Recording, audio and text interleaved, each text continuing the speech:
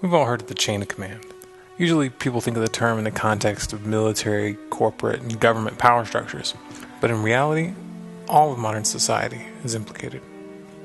The chain of command sounds powerful, and it imbues the officers, the bureaucrats, and the petty dictators of the world with a sense of importance and rank. The term is deceptive, and behind it is an open secret, hiding in plain sight. Power does not flow from the person who administers orders. A command is inconsequential if it's ignored or laughed at. Obedience is the real foundation of misplaced power.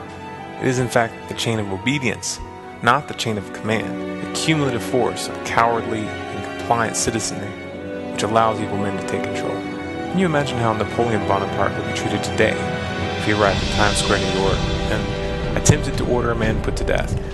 Chances are he'd probably end up heavily medicated in a padded room by the end of the day, but for a few minutes people would probably have a good laugh, and rightly so. Separated from those who've been trained to obey them, even the most bloody heads of state are hardly more dangerous than a pickpocket or a mugger. It may be true that we have a demented pack of inbred maniacs running the world right now, but they aren't the ones that I fear. I fear the conditioned masses, which would put me to death at the drop of a hat if the right order is given.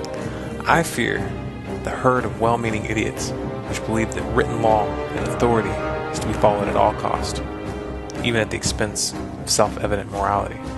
The death squads and the concentration camps of history were never staffed by rebels and dissidents. They were run by those who followed the rules. The problem isn't the chain of command. The problem is the chain of obedience.